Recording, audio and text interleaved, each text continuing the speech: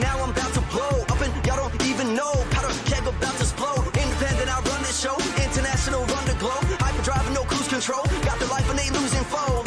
I stay 100, I keep it homegrown. I live for the applause and all the people know. I bring the swag like nobody can. Don't mean to brag, what about it, yeah. I bring the swag like nobody can. It's in the bag, man, I got it, yeah. I got it. Build it from the bottom, ayy. About to be up in your face. Putting proof is in the chase. Put in work, the paper pays. On the up and I'm on the road. You beneath and you cutting cold. Hyperdrive and no cruise control. Got the life and they losing foes. I stay 100, I keep it homegrown. I live for the applause and all the people know. I bring the swag like nobody can. Don't mean to brag, what about it, yeah. I bring the swag like nobody can. It's in the bag, man, I got it, yeah. I bring the swag like nobody can. Don't mean to brag, what about it, yeah. I bring the swag like nobody can. It's in the Hello and welcome back to A Second Chance. My name is Philip Jones, kidney transplant. And hi, my name is Tafaro Cook, two-time kidney transplant recipient and founder of Kidney Care Coaches, where we coach people with stage 3 to stage 5 kidney disease. If you or you know someone who has kidney disease challenges and needs to be coached on their outcomes, hit us up at kidneycarecoaches.com. Today we have an awesome show. We have a combination of living kidney donor and kidney recipient. Jean, Pat, how are you today? We're doing awesome. Be here. Thank you guys for having us. Thank you for joining us. We greatly appreciate it. So, like I said before the shows, it's coming to you real quick. The floor is all yours, ladies. Okay, so Pat, I'll start. Yeah. Okay, so hi everybody. My name is Jean Sime, and I am a kidney recipient. I received my kidney June 25th, 2019. I live in the state of New Jersey, and we had our transplant at St. Barnabas, which is now Cooperman Barnabas Hospital in Livingston, New Jersey. So we're here today just to share our story and hopefully inspire those waiting and those who are looking for a living donor. I was very fortunate that Pat came into my life and she saved my life. So I will try and be brief. I would try and give you the Reader's Digest version because I tend to divert a little bit. So I was diagnosed in 2013 with basically end-stage renal failure. And I was able to hold off another 2 years before I needed to start dialysis. And in the meanwhile, I got a fistula created. It took 7 months to mature. And then October 2015 is when I started in-center hemodialysis. And honestly, up until that point, I did not even comprehend what was going on. I did not, I wasn't proactive. I should have been more proactive and educating myself and looking for a living donor. But when I was so sick and I was working at the same time, I was just looking for, you know, something, advice from the doctor at that point to help me get through it. I'm sorry, I hear a background. Is that me or is that you guys? Background noise? Do you still have your computer on? It might be that. Okay. I'll take care of that. Okay. So I started in-center hemodialysis. I was on it for 3.5 years. It was very difficult, I'm not going to lie. The first part of difficulty was accepting that I needed to live off of a machine. And it took me about 6 months before I could actually grasp it and change my attitude and accept this is what it is. And I have a choice. I can be miserable and, you know, just live my life this way, or I can change my attitude and make the best out of a bad situation. And that's what I chose to do. And I had my pity party for the first 6 months. I'm not going to lie.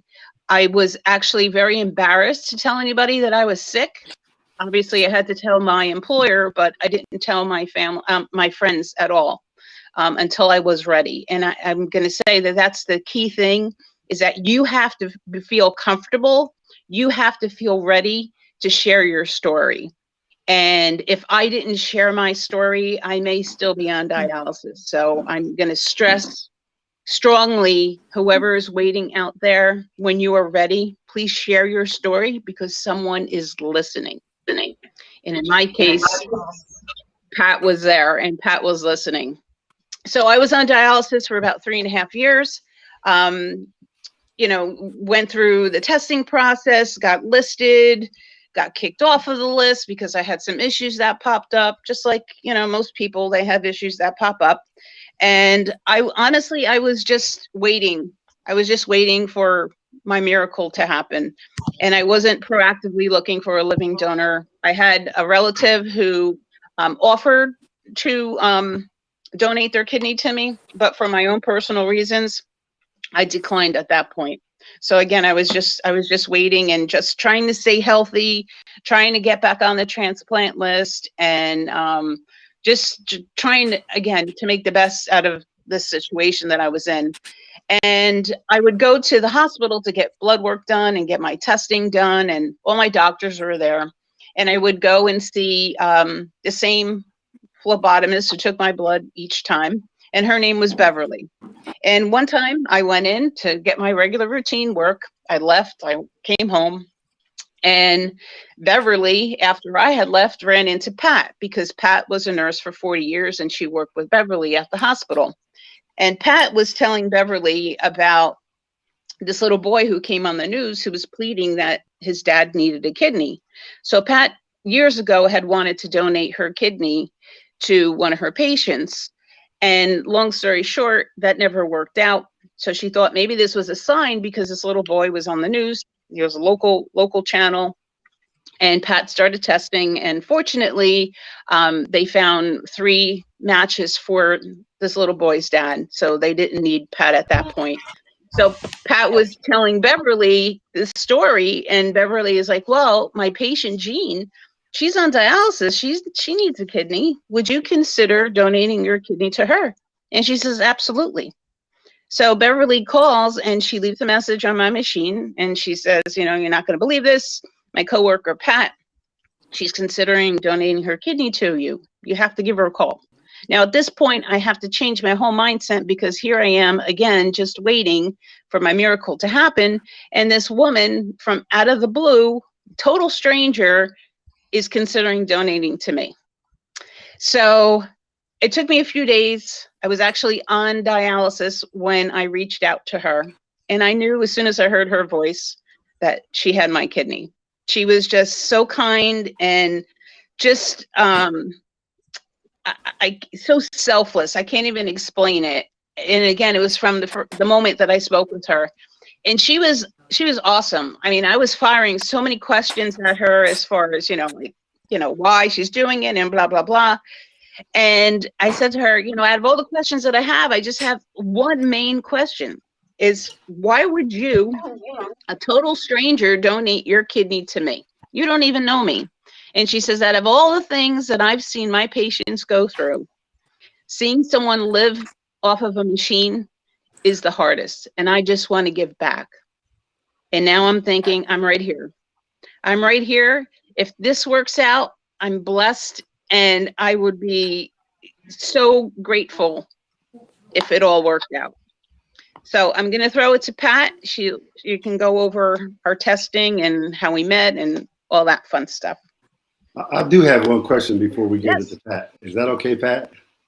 Sure. Okay. Well, what was your first initial? First of all, let me say that was an awesome story that you're telling us and everything. That's wonderful. But what was your first part of like accepting? What was your first thing like? Okay, I have to accept this. Except that I was sick. Well, except that you was on dialysis and you know, at that time you said. You know, really, it was a personal decision that I made, because if anyone has ever been on dialysis or is on dialysis now, especially in center, it's very depressing. And, you know, in my center, I can say that the shift that I had, 90% of the folks that were there were elderly, very, very sickly. Maybe they were transported from a nursing home or a rehab center. It really was an eye-opening experience. And unless you go through it, and you're sick yourself. I didn't know I was sick. You know, they say it's like the silent disease. How could you be sick because you don't look sick? Right. That's how I was. I didn't look sick. I felt sick. Nobody knew I was sick, though. And I didn't, every time I walked in that center, it reminded me that I was sick, because I would see everybody else and I'm like, oh boy, I'm one of them. Right. But really, it took me between 3 to 6 months to accept it. And I was like, look, I can't live my life miserable like this. This is not helping me. I think, you know, with any illness that you have, attitude is 90% of it. And I just flipped the switch. I says, I want to live. And you know what? I'm going to make the best out of a bad situation. So it was just a personal thing that I decided myself, because I didn't want to live like that. I understand. Do you care to talk about some of the issues that got you knocked off the kidney transplant list? Because our listeners like to hear this, that, you know, some of the challenges that people go through and some of the things you have to stay compliant with. Yeah. And I was very compliant as far as, you know, any phosphorus binders I had to take, any other meds I had to take. I'm trying to think. I'm going to say it was mostly infections and also my teeth, which I was not told with out of all of those evaluations and testing, months and months and months of testing. They never said anything about getting dental clearance. And I didn't have bad teeth per se. I didn't think I had bad teeth until that point. Because obviously, once you get your transplant and you're on the immunosuppressant meds, it's very hard for you to fight off infection. So if there's any inclination of any type of infection in your mouth, they have to take care of it.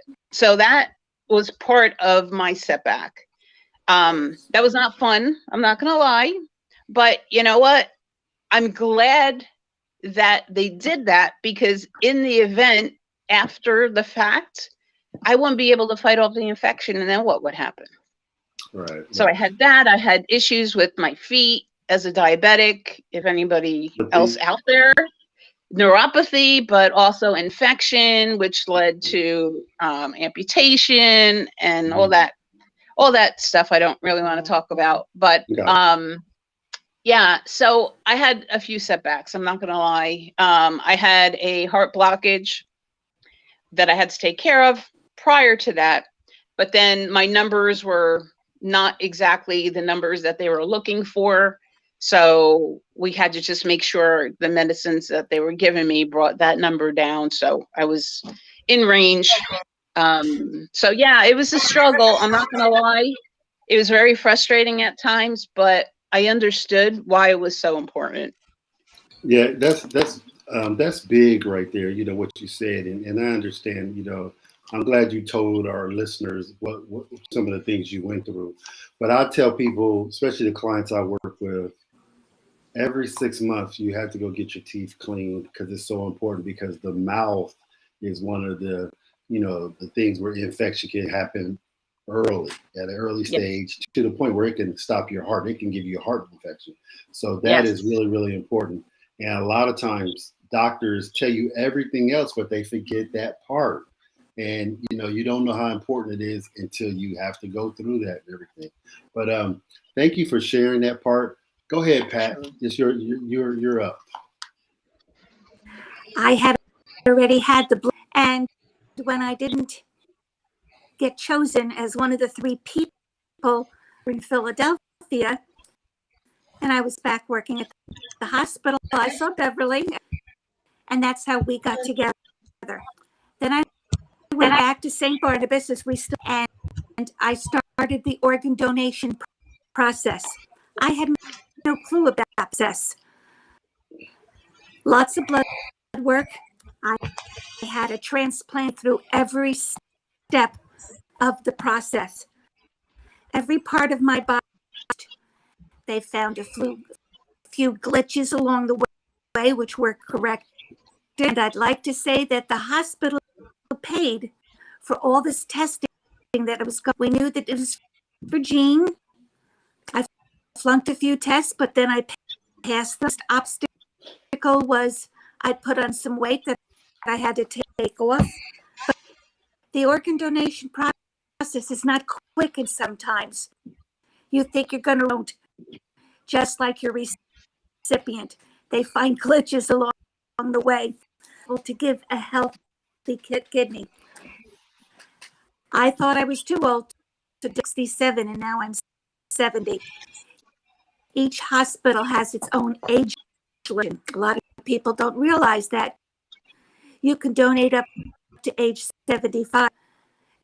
Take every test to make sure that you're as healthy as possible. That's questions as I say the organ transplant team explained everything with nutrition, and we met with one of the surgeons, Dr. Candula, together, and he was absolutely marvelous because he drew pictures on the blood, understand more of what was going on internally. Once we passed and I was cleared, we went for our surgery. We had, and I think we both did really well. When we in the operating room and how they fit me on that tiny table, but I got hooked up to everything, and I'm talking away my usual self to the doctors. Well, where's Jean?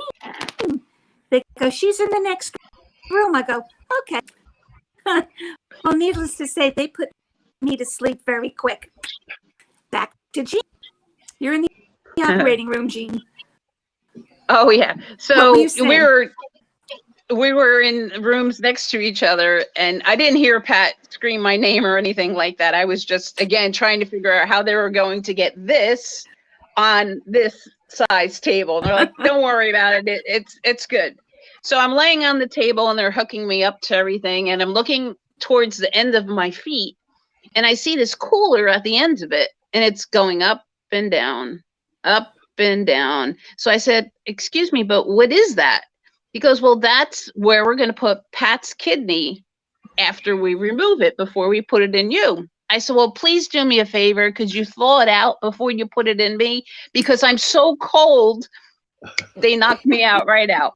So it's funny that they basically just cut the two of us off because they knew we would keep yapping. So it was a perfect pair. It was a perfect match made in heaven, so to speak. And I'm just so grateful and so blessed that this woman, a total stranger, didn't know me, offered to save my life, and we were a match on top of that. What are the odds of that happening? That's wonderful. That was made to happen. The surgery, they were very well planned. They gave blocks into help with the pain.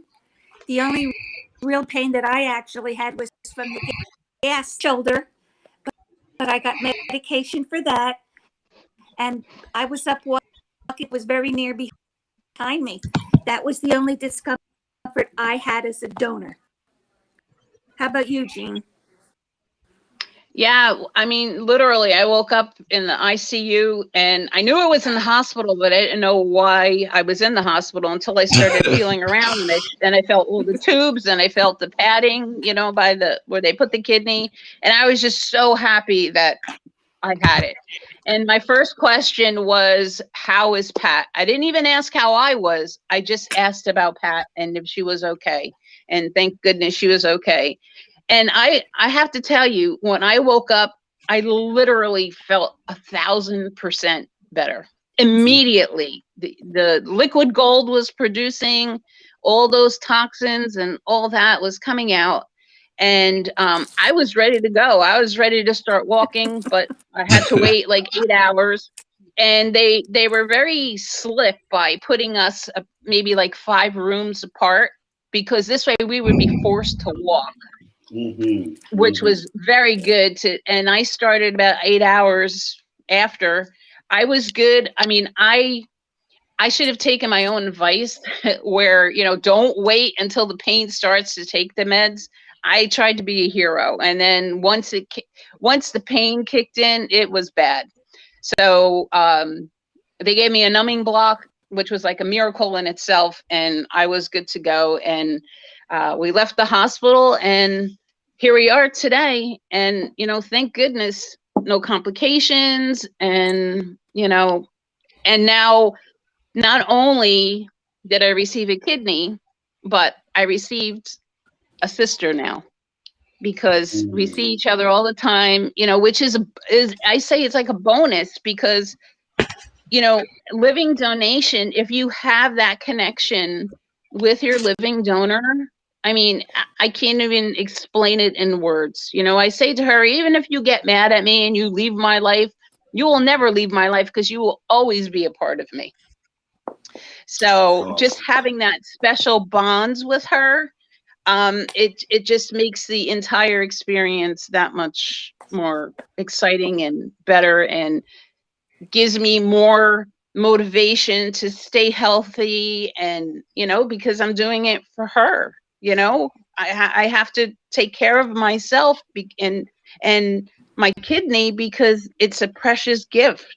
And not everyone gets that opportunity. So I need to take care of it. And what did we name our kidney, Pat? P for Pat, J for Jean. Yep. So it's PJ is our kidney name. All right. That's awesome. That's awesome.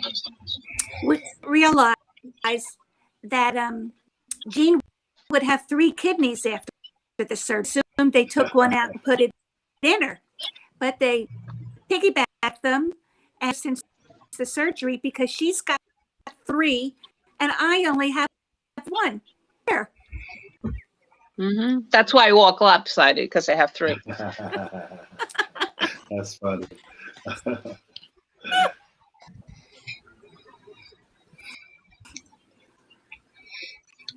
Okay, well, we are going to go to a quick commercial, and then me and Tafar throw 10,000 questions at you.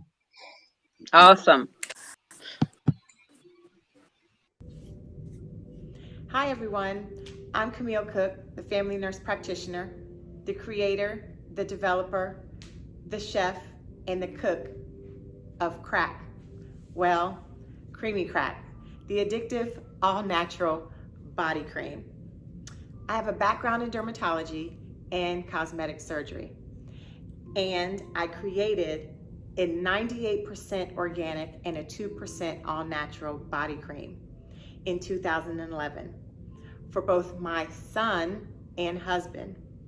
My son, who suffered from the irritating symptoms of eczema, and my husband, who was a 2-time kidney transplant survivor and who was on kidney dialysis for over 10 years.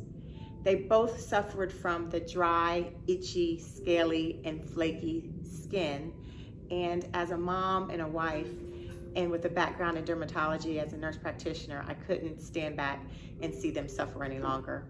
So I got into the kitchen and started cooking crack. Well, creamy crack again, the all-natural body cream. It moisturizes, it replenishes, it restores, it heals and protects your largest organ. You got it, your skin. I have been able to make such a difference in the lives of those people who suffer from the irritating symptoms of being on kidney dialysis or who are awaiting a kidney transplant, and also for those who suffer from eczema. Those people or individuals have suffered way too long and tried too many things to help their skin come back to life. I am so honored and grateful for you to try this all-natural body cream. again, that's going to help you look and feel better with your skin. Creamy Crack can be found on all social media platforms at Creamy Crack Body Cream, or can be purchased at creamycrackbodycream.com. I look forward to serving you, sharing with you, and making an impact in your life. I hope you'll go out and try Creamy Crack, the addictive, all-natural body cream. Thank you.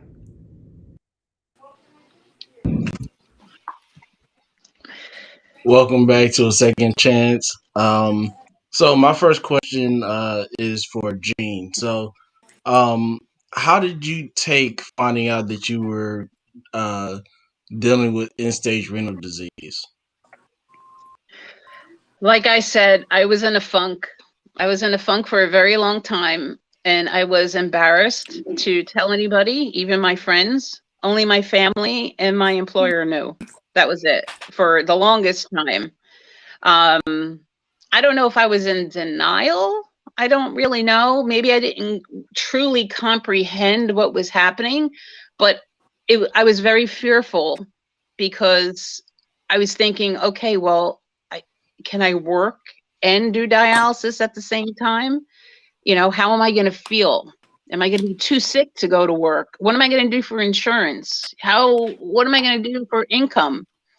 So it was a very fearful time for me. And again, until one day it just clicked and I changed my attitude about it. And I said, you know what, it's all going to work out. I'm gonna, you know, reach out to people and get the support that I need, and utilize the social worker and the doctors and the nurses that I have access to at the dialysis center. And that's why, me personally, that's why I did the in-center hemo, because I wanted someone there in case of something happened. And if I could just add something to it, you have to be your own best advocate. You can't rely on the nurses and the techs in the dialysis center, because you guys know there's how many patients to one tech or one nurse, right? You have to know that machine. You have to know your body. They knew my routine. After they hooked me up, they turned the machine so I can watch it. And I knew exactly what my numbers were. I knew my blood pressure. I knew if there were any clots that I saw going through the lines. So you really have to educate yourself. And they didn't tell me to do that. I did that because, and I didn't sleep. I didn't sleep during dialysis, during the treatment, because I wanted to be awake and be alert, not only to everything that was going on, but to my machine and how I was doing, because I had high blood pressure prior to transplant. So I would take blood pressure meds except on dialysis days, because I would drop, and I literally would drop within seconds. And I felt it. I just felt my whole body shifting.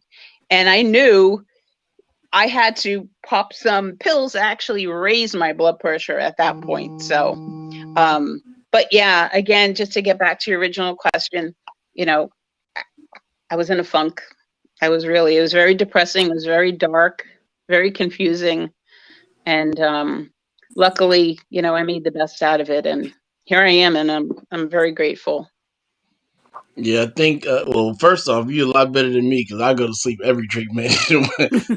It's in there. That's like the one thing I look forward to, because for me, it just seems like time stands still when you're in there. It Yes. just seems like it goes super slow. So sleeping is how I get through treatment. But I think we all, as patients, whether it's pre or post or whatever, we deal with that funk time. Hmm. And it's just for us to kind of, accept it, and then, like you said, make that next step into getting out of that situation. So if we're, a kidney or liver patient, we can look for a living donor, and things of that nature. So, and that leads me to my next question. You brought up having to tell, your boss and stuff like that. Why did you feel embarrassed that you were sick? I don't know why, but I didn't want people to feel sorry for me. Maybe that's what it was. I wanted empathy so they would understand what I was going through, which I know they didn't understand because you only understand if you are going through it. But I don't know. I don't know. I think that was basically it. I didn't want sympathy from people. I was very independent. I was, a leader in the company that I worked for. And here I am having to be so dependent instead of independent on this machine. So it was definitely a mind twist, and it was so much uncertainty. I didn't know what was going to happen. I didn't know if I was going to survive. I didn't know, again, with the income and my job, would they be understanding? And, I was grateful that I was at the in center because the social worker that I had, she was very, very good and very, very connected with me and kept in touch with me. And even when she wasn't there on her, days off, or she was at the other centers, I could just pick up the phone and give her a call, any questions that I had. So knowledge is power, and you need the knowledge to help you mentally. See, they don't talk about the mental effects of being sick and being on dialysis. They just tell you about the technical things and what's going to happen, and they're going to plug you in. They're going to shove these huge needles in your arm, and you're going to bleed out sometimes and all that fun stuff. But they don't tell you the depression that you go through and how difficult it is for you mentally to get through it and to keep yourself motivated. Nobody talks about that. Right. So, I mean, that I wish they would bring that part of it in any type of education if you're on dialysis or chronic kidney disease as that, I agree with that because, Yeah, we, definitely. we always talk about the physical aspects, but nobody looks at it from the mental side when, your No. emotions are going crazy. You're seeing everybody else move on with their life, and you're stuck on this machine, or you're at home doing peritoneal dialysis, and Right. you watch everybody else go on with life like it's nothing, and you're sitting there like, hold on. And so that is truly, truly depressing. Go Yeah. ahead, Phil. I don't want to cut you off. Go ahead. No, I got one question. I'm gonna turn it over to Mr. Cook, and I'll ask the rest of my questions at the end. But what kind of relationship did you form with your nephrologist? I had a very good relationship with him, and I trusted him, which is really important, But again, you still have to do your research. They're only going to tell you what they're going to tell you. If you don't ask questions, they're not going to answer it. They're not going to say, oh, I know Jean's wondering about this. No, they're only going to tell you what they need to tell you. So you have to do your own research and then ask the questions, because things pop up, when you're on dialysis or even prior to dialysis, all these, I always brought somebody with me when I went to the doctor, because I was so overwhelmed that even though they're talking to me, I didn't hear them. Because right away, if they said something, traumatic, I went into fear and I didn't hear whatever they just said to me. So I would bring someone with me just so they can write it down or whatever the case, because it's very overwhelming. And when you're sick on top of that, it's, the brain fog and all that, it's just a lot to comprehend. So that would be another piece of advice for anyone that's going through this, is if you can bring someone with you, write your questions down before you go, bring it with you. And if you could bring someone with you, because if you hear something that is just very overwhelming, you're not going to comprehend and come right back with the questions that you should be asking. Definitely. Yeah, that's definitely one of the things that we kind of stress on the show as well is, if you know you don't take notes well, paying attention is not your thing. Take record on your phone, take notes if you can. Like you said, take somebody with you. Any of those things that help you retain that information that your doctor, your dietitian, your social worker, your pharmacist, any of those people on your team are giving you. So, Mr. Cook, go ahead, sir. Yes, this question is for Pat. Pat, I really do believe some of us are angels sit down here from Earth to Earth, like yourself. And that's what I tell my donor all the time. And I know you're one of those.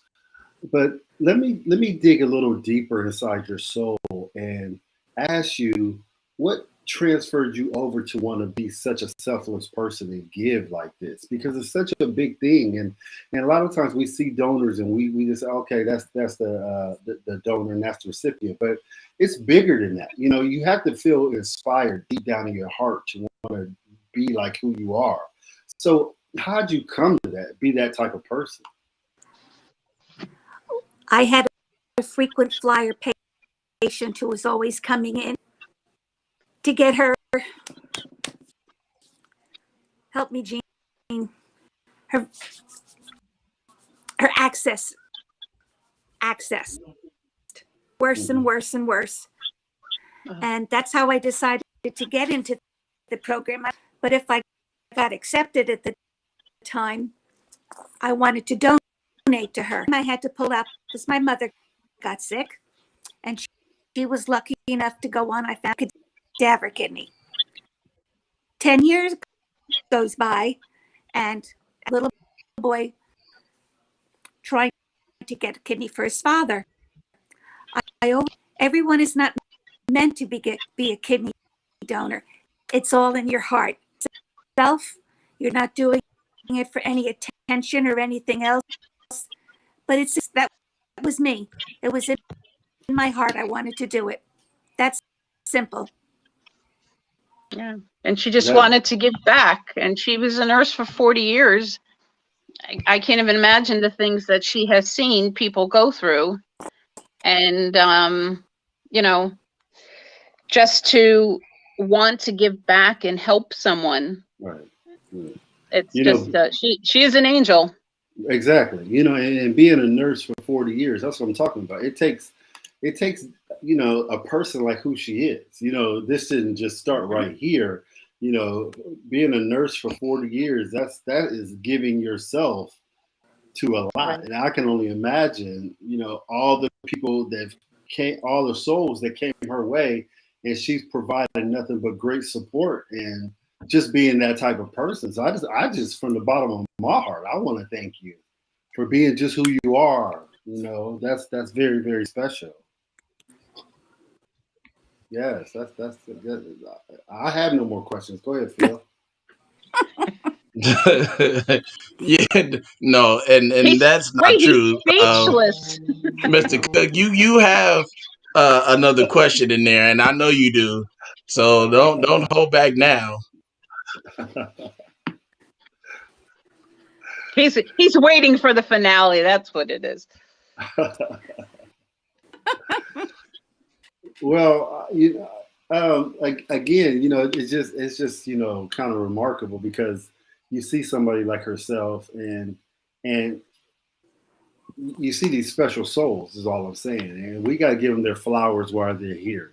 I don't want to just give their flowers and I want them to see their flowers and recognize it. And when you see people like this who just give it and not look for anything in return, not all the accolades and stuff like that, they just who they are. And like I said, these are the angels that walk amongst us. That's all I'm saying to that. And I just want to give Pat her flowers right now. That's pretty special. But this goes to you, Jean. How long was your recovery process? So first, I just want to share with everyone that a transplant is not a cure. Exactly. A transplant is a treatment. And that Yes. is a treatment for the rest of your life and the rest of your kidney's life. So I want to preface it with that. As far as in the hospital, honestly, the only issue I had was once the numbing block wore off and I was in severe pain and they took care of that. I suffered for a little bit, I'm not gonna lie, for a couple hours. They gave me Dilaudid. I was allergic to it. That's a whole other story. But then they gave me the numbing block and I was good to go. And even coming home, I have to say, and this was pre-COVID, I was really very disciplined and compliant as far as wearing the mask, not going out into public. If my family came over, my immediate family, which was just a few of them, they had to wear a mask as well. So, and again, this was pre-COVID. So, actually, since I got my transplant, wearing a mask is nothing for me because that's all I know since my transplant, because COVID hit, a couple months right after that. So, and then, even now today, there's still adjustments in the meds.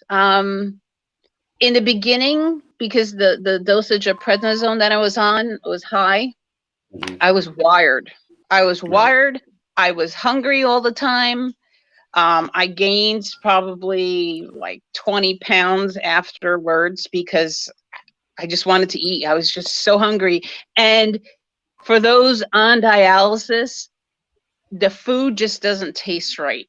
Maybe you have that metal taste in your mouth, or I don't know. But after transplant, wow, everything. I was like, holy moly, is that what that tastes like? Because it was just so good. You were from one extreme to the next extreme. I have to tell you, honestly, in my opinion, I had a very smooth recovery. I was very, very blessed. I tried to walk as much as I could. I tried not to lift things and strain myself. Really, I was very, very fortunate. But you have to take care of yourself, and not everyone has a smooth recovery. So you can't compare my journey with your journey, because I've heard stories, I've read on social media, I've seen it. There were people are, having difficulties, like maybe their creatinine is jumping up or GFR is jumping up, and or they're just not feeling well and they're tired or whatever the case. But I will tell you, the thing that I struggle with the most, even to this day, is making sure that I stay hydrated and I drink water. Because you guys know, on dialysis, you're restricted. Right. So I went from one extreme of not, monitoring how much you're drinking to you have to drink so much every day. You have to, even if you don't want to, you have to stay hydrated. So to this day, that's still a challenge for me. It's a mind game, but you try and spice it up a little bit and put maybe Crystal Light in your water or whatever. Even I can have soda. I mean, you can have the brown soda now, but it just doesn't do it for me. I don't, I'll have it once in a while to treat myself, just to give myself a break. But normally it's just water, and that's really the main thing that I struggle with. And meds are always adjusted, even now, 3.5 years later, they still tacrolimus, those still get adjusted. So as I said, it's a treatment. It's not a cure. And those who are expecting a cure, you're going to be disappointed. I agree with you. I totally agree with you. I'm 15 years out, so I know exactly where you're coming from with that. It's always an adjustment. You always have to watch something, and people think, sometimes when you get the kidney, you're done. No, now you're on the other side. Now you have to take care of the kidney, and you have to learn how to take care of the kidney, and that's so, so important. And I'm glad, Jean, that you stressed that, because that's super important. Thank you for that. Yes. Yep. Got it. So my question is for Pat. how was recovery for you after your procedure, and are there any anything that you can't do at this point, or are you much um, clear to go? I had no problems with recovery because I was in good physical gym several times a week, and I was a walker anyway, so that wasn't a problem. Able to get up afterwards, do the walking, and get home. The only problem afterwards, and that went away with time, but otherwise, at all, I was blessed in that respect. Yeah, and I think that the physicals that they put the donors through, they're pretty intense. Just as many as I went through, Pat went through even more. And obviously there's a reason why. And luckily that they do that, because that will help with the recovery as well. Like, Right. We talked before time, and found out that especially going through your story, that you didn't know Pat until she said to call.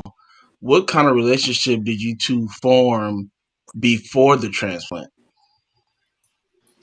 Pat, do you want to take that? we were each going through our test recipient. We each had our failures with testing. Meet me until everything was okay from her end. And I'll let you pick up with her. Okay, yeah, she's breaking up a little bit. So I'll just start. I wanted to meet her, after I spoke with her, but I wanted to wait a little bit of time because I was really sick at that point, and I didn't want her to see me that sick, if that makes any sense to you. So I was going for testing at the hospital where she was working, and I said, "Hey, I'm here. Do you want to meet?" And actually, she was like right down the hallway from where I was calling her. And the moment that we saw each other and we met each other and we just hugged, and I knew the bond was there.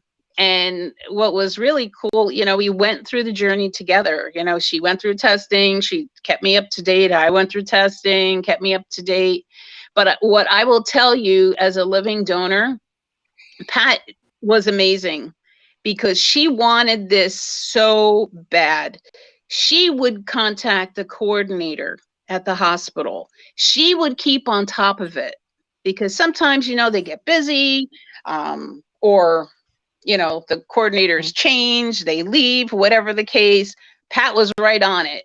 Okay, what's the next step for me? What do I need to do? And I truly believe that even though our process was a little bit longer, because we each had a couple things that we had to take care of before, we got the green light. I really think it was because Pat was so proactive and wanted it to happen. And just as a side note, she is so proud and so excited to share our story with everyone. I mean, when we go out, literally every time we go out, she tells someone about us. Literally, we went to dinner the other night, and the waitress, we're like, "Do you know how we're connected?" And I'm like, "Sisters?" We're like, "No." And she says, she has my kidney. And we love to see their expressions, because you can tell right away if they're interested or not interested. Well, this waitress was very interested, because she just stopped. She stopped running around. She stopped doing everything, and she just took a couple of minutes to listen to us. And So, she had it's family so, history. yeah, She had a yeah. family. And it's so Just got to important put to yourself share. out there. Yeah, it's so important to share your story. As I said, someone's always listening, and you don't know. You'd be surprised how many connections there are to organ donation out there. I agree. But nobody talks about it unless you bring it up. That's right. Squeaky wheel gets the oil, so you have to bring it up. Yeah, you do have to. But you have to be comfortable and ready. Like I said, I took a long time before I was ready to even tell my friends that I was sick. So. Well, Awesome. I don't have any more questions, Mr. Cook. You got anything? I have none, man. Like I said, thank you again for sharing. Wonderful. I'd like to give you guys your flowers right now for having an awesome story and sharing. And Gene, some of the things you bring up are, instrumental and really, really prolific. You saying, the kidney disease is not a cure. It's something that we can work on right now, but it's not a cure. Also talking about the emotional side, the depression, the things that can happen, how you feel. We really need to open up and be more vocal about how we feel. And I think, Gene, what happens is our ego, especially with the men, we have an ego where, men are taught just to be silent and strong. And sometimes this can be a detrimental to your health because you're keeping everything inside and you can't share what's going on. And we see that in a lot of men. We tend to see some women speak, but a lot of times when you go to these centers, or if you're experiencing kidney disease, they're just telling you the things to take on the physical, but no one's ever talking about the mental side of this. So I'm glad you brought those things up. Those things are very, very important, and we need to bring them to the forefront of the conversation. And so thank you again for that. Yeah, you're welcome. Yeah, I want to thank you for. Oh, go ahead. I'm sorry. I was just going to say a couple things I just wanted to close with. If anyone is listening out there and waiting, is number one, educate yourself, do research. Don't wait for someone to come to you and explain something. Do it on your own, because you are your own best advocate. Okay, like I said with the machine, I had them move the machine over so I can watch what was going on. I didn't wait for them to hear my yell for help before they came over to help me after they took care of 12 other patients, if you know what I mean. Share your story. When you are ready, share your story. If you are looking for someone, a living donor, I'm telling you, somebody's listening. And in my case, it wasn't Pat that I told the nurse, and the nurse shared my story with Pat. So when you're comfortable, if you're in the doctor's office, you're in the grocery store, you're in the hairdresser, share it, because you just don't know. Your hero is out there. Patience, your attitude is like 90% of it. So just, you have to get in that Zen moment, and you have to really, change your mind, and that's going to help you move along as well. And the other thing is stay as healthy as you can, be compliant, take your meds, listen to the doctors, get medical advice. Don't go to your friends for that. Go to the doctor. And now, especially, there's so many support groups out there. So many warriors out there that people can talk to and share their experience with, and their fears and just what they're going through or what to expect. But again, any medical advice, you have to go to your doctor for that. So Definitely. Pat, any last words? Trying to educate anybody listening to the program. Awesome. And if I could just add to that, I always say, as strange as it sounds, getting chronic kidney disease was probably one of the best things that ever happened to my life, because I have met so many amazing people who have changed my life. Amazing people in this community who, donors, recipients, donor families, amazing people. I've met so many through social media. I've met Pat, and I went on an organ donation cruise together. Awesome. I'm a mentor for Transplant Journey Inc., helping folks on their journey from pre-transplant to after transplant. I went to the Transplant Games of America this year for the nice. first time, and it was such an amazing experience, and it just made me reflect on where I was how many years ago to standing there and being there with all these other amazing warriors. So, you know, the best is yet to come, and I'm excited, and I'm just looking to help others and to give back in whatever form I can. So I'm just very blessed. I'm so grateful for Pat, and she is an angel that someone above sent down to me, and I truly believe that.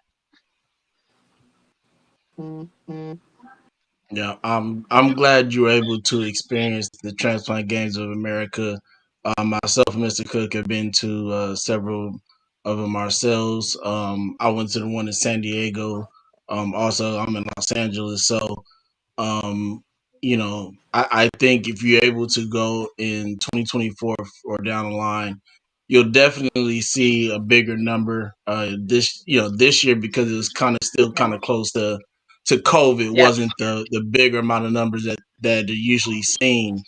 But I yes, definitely feel that it is an experience that every transplant recipient, donor, supporter should be able to witness, because of the magnitude that it is, and um, what kind of emotion it can bring to you just by being in that area with 2, 3, 4,000 transplant recipients, donors, supporters. Like you said, it's offered me a chance to gain an extended family, with transplant recipients and living donors, and I tell donors every chance I get, thank you. So I definitely want to tell Pat thank you, even though you didn't donate it to me, you donated it to Gene, which means you saved a life. That's it. And so we appreciate you for that decision that you made. Even though it was intended to a degree for someone else, you carried through with that decision by donating to Gene. So again, we thank you for I your think it was for selfless act. Gene. God makes it happen in the perfect Oh way. yeah, definitely. God always makes it perfect. Oh yeah, And for they were a sure. perfect match. So it was for hers. It was supposed to be like this, and it happens just like it's supposed to. I agree. yeah, Yes, sir. I Yes, sir. agree.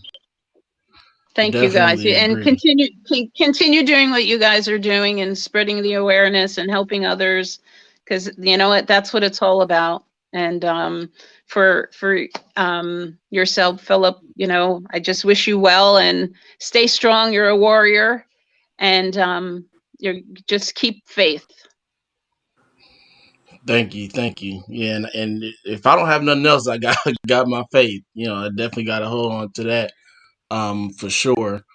Before we close out, I just want to remind everybody next Friday, we have the Guide to the Transplanters Conference coming up, on November 4th at 6 p.m. Eastern, 3 o'clock Pacific time.